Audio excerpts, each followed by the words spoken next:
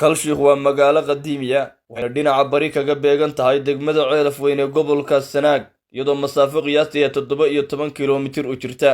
Kalshiq waxa ka dhacay xartuuq arxan darro ah taariikhdu markii ay ahayd 1988kii bishii tobnaad 18-keedii. xasuuqaas uu geystay Kiligitaliska rajiimkii Maxamed Siyaad Barre oo xilligaasi talada dalka maamulayay. waxaana sida xasuuqu u dhacay ahayd in masaajid laga afduubay 46 nin oo ku tukanayay salaad duhur, kuwaasoo lagu qaaday gaadhiga loo yaqaano iska rogada, kadibna la geeyey deegaanka Dhisko masaafo gaaban u jira degmada Ceelaf Weyn, iyadoona si arxan darro ah gaadhiga looga dalacay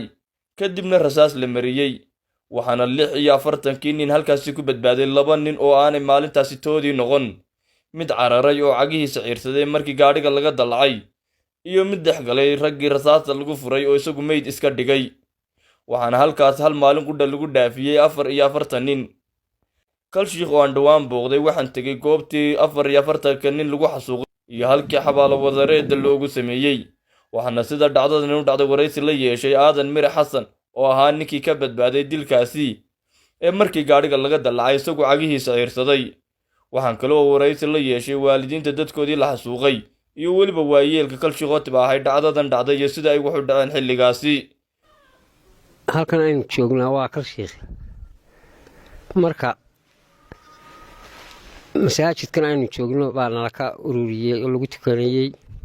iyo magaalada dhexdeeda. marka dee waa nala qaado wax nala geeyey meel baa nala ku dallacay. marka ilaahunbaa dee iga badbaadiyey, waan cararay anigu. markii nala dallacay baan cararay. waayeel iyo carruur iyo dhallinyaraba leh 40 baanu ahay, noolla baanu kaga badbaadnay adigu. inka kale wuxuu badbaaday, wuxuu meydkiibu hoos galay, waa laga tegey isagoo nool. markaan carraa xabad ugu dhacday waxay ahayd adigu dowladdii berigaa jirtay oo gumaysi ahayd oo xamar ahayd baa dadka waqooyiga si midab kala sooca u leynaysay. asaa nolo leynayay reer waqooyi ahaan. dowladdii markaa jirtay reer xamarka ahayd ama waqooyigaba ka telinaysay baa dadka leynaysay. sida ugu dhaceen waxa weeyaan dee dadkii aan cidna wax yeelin cidna wax dhigin waa la xasuuqay, waa la guro, waa la daldalay oo halkaasaa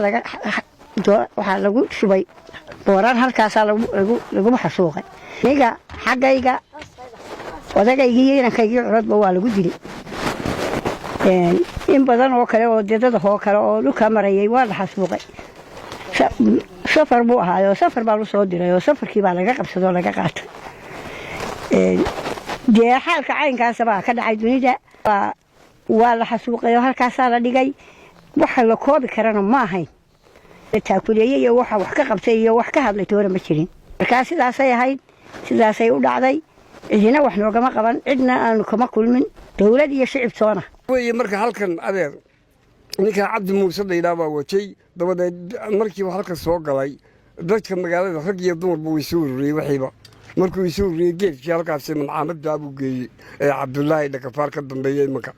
halkaa markuu geeyey dabadeedna raggii markii la tiriyey waxay walaal 44 nin weeye. nin buu la faqay. ninkan magacii igu sheegtay gabadhii meesha joogtay goobjoogahay Hedel Qaahira la oran jiray. markaa wuxuu yiri wariyaahe raggu waa badan yahay, tiriya ragga ma la tiriyey 46 nin bay noqdeen. 46 kan nagu filan buu yiri war sii daayay dumarka faraha ka bixiya. halkaas dumarkii la sii daayay 46 keenin bay qaabteenadeen. 46 kan waxa ku jiray 3 xiran oo yar baa ku jiray oo ilaa 10 jir iyo 10 jir. kuwaana waa ka xaytano waa ku dareenadeen. dabadeed iska rogadii baa la saaray nimanka 46 keenin iska rogadii baa la saaray. markay sii socdeen qiyaastii meelahan hoose haade nin dhagala baa ku jiray, oday dhagala oo abyad la oran jiray baa ku jiray. ninka waxa la igu yiri markii uu yowda deen waayay ayay ninkaas xabad ku soo dhifteen. asii dhaawaceen shalay sheegay. nimanka dabadeed waxay geeyeen goobtii la oran jiray meesha Branka. dabadeedna dadkii soo degay bay yiraahdeen ma degayna buu yiraahday aabahay Cabdullaahi Sawaaxili oo laba xidiglahan jiro boliiska oo retire ayay soo dega waan ma degayna la yaabuli. dabadeedna adeer ninkii cabdi muuse askari agtiisa taagan ayuu ka qaatay qorigii baaska ahaa dabadeedna iskalogadii oo dawlacan buu saa u mariyey deedna dadka way soo daabteen raggii markay soo daabteen daartay soo galeen daarta markay soo galeen ayaa dabadeedna uu yidhi kamoon laaya haddaba halkaasaa ragga lagu laayay adeer xasuuqu siduu u dhacay adeer sidaasay ahay dabadeedna nin walba oo la dhaawac jiray 2 nin wuu cararay 46 nin baa cararay ninkaa xabad baa lagu riday markuu tag ku sii dhaadhacayay lugta lagu qaadayey meel ilaa iyo 12 fuura oo bohol buu ka booday ilaahay waxba kuma yeelin laakiin xabaddii lugtii markuu salu qaaday ayaa xabadii ku dhacday waxay kaga dhacday halkaa ciribta ninka waxa la yiraahdaa aadan mare waa nool yahay marka waa ninka raggi ka sii nool waa nool yahay marka ma garatay marka adeer ninka kale ina sarandireed baa la oran jiray marka ninkii isaga meyd buu iska dhigay meyd markuu iska dhigay oo marban rugay oo dhiigii dadkana ku daatay waa meyd baa la yiro sida meyd ahaan baa looga tegey waxa ku jiray ganacsato ninkii magaxida subi jiray oo Suleymaan dukaan la oran jiray wuxuu ahaa nin ganacsada buu ahaa allah u naxariisto waxa kale ku jiray abwaan in loola jiray saalax dhunkaal oo gabyaaya ayaa ku jiray adeer ma garatay labadan nin walaalay ahaayeen saalax dhunkaal taariikhdiisu waa taariikh dheer weeyaan waa taariikh dheer wala yaqaana waxa lagu yiraahdaa Deeqa Xasan Shariif Faarax goobta maalinta waan joogay maalin aad igu adagna way tay run ahaantii annagoo iska warma adigu nimanku ceelfan bay qabsadeen oo inay meesha joogan waan noogeen marka habeenada kamida ayaa waxa niman xidigayaale oo ogaadeeni baa soo qabtay ceere gaabo marka nin ay aad u jecel yihiin oo shukri la yiraahdo 26aad militariga Hargeysa ah ayaa ku galay iyo nin kale ka bacdina way nagu soo duuleen waxay yiraahdeen wixii aynu helo aan maanta baala marino ciidankii qaar wuxuu baxay bari qaar wuxuu baxay galbeed annaga in baa nagu soo baxday intii nagu soo baxday waxay wateen gaari shilka gaari baroona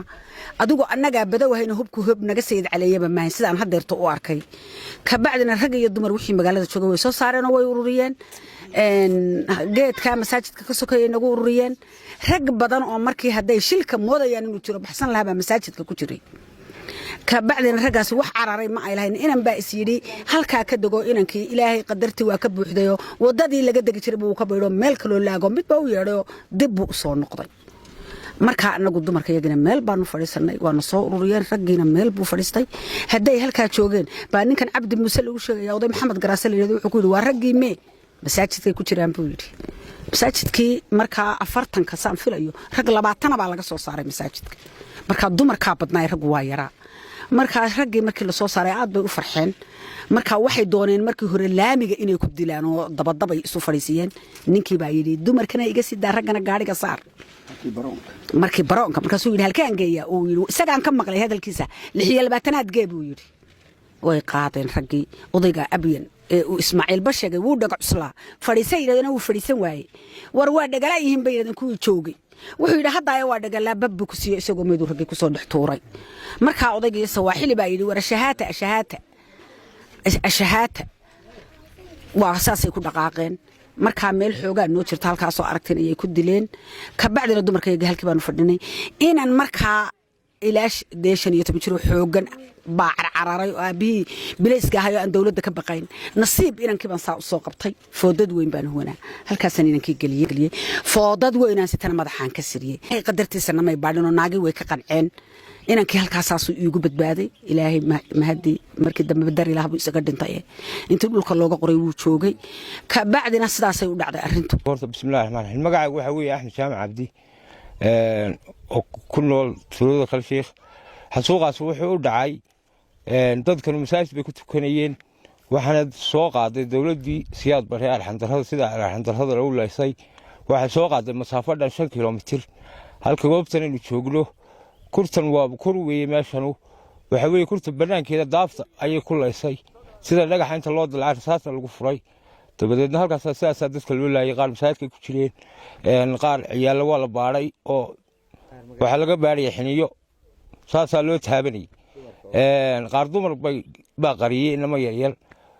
sidoo kale waxa jiray kuwa dhagalo waxba maqal waayay oo isla goobtii Kalsheekh lagu dilay wada la oran jiray Abiyan madaxaba xabad galfta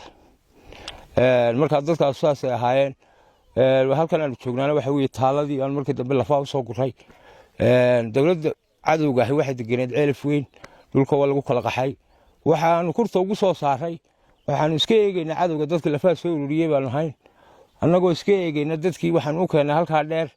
waxa weeye meel bannaan jaanisla waan weyne waxa weeye kurtaas annagoo cadowgiina iska eegayna ayaanu lafii ku soo ururinay meydadkii halkaa taaladiina waa taa 44 nin ayaa halkaa ku jira kalshiq waxa ka dhacay de waxa lagaaga waramay dadkii iga horeeyayba kaaga warameen ayaa ka waramay sida lagu sheegay 46 nin masaajidka laga ururiyay intan kale dumarkana markay ragga 64 ku soo gubay bay isiraahdeen markay 46 kan nin heleen bay farxeeno de waa ta halka ay geeyeen marka laba nin ayaa ka baxay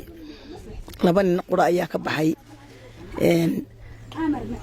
markii halka lagu gubay ragga ee la laayay naagihii way iska kala haweeseen magaaladii cidla ah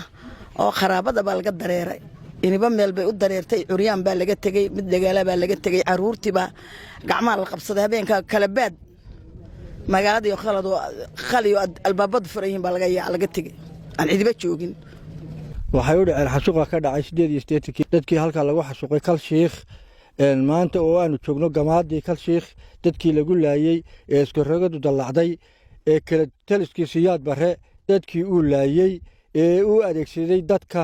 dawladii Soomaaliya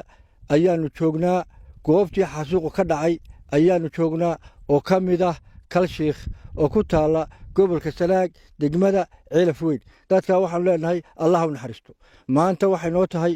maadaama aan tagnay goobtii muruga gaara aad iyo aad dadka waxa laayay dawladda Soomaaliya ee wali la hadal hayo oo dadku uu hadal hayo leeyahay qaar dadka Soomaaliya qaar jecel yahay ayaa dadka laysay Bismillahir Rahmaanir Rahiim magacaygu waa Cali Shira Umar anigu ma aan joogin maalinta gelinkeedii hore gelinkii dambe markay duhurkii ahayd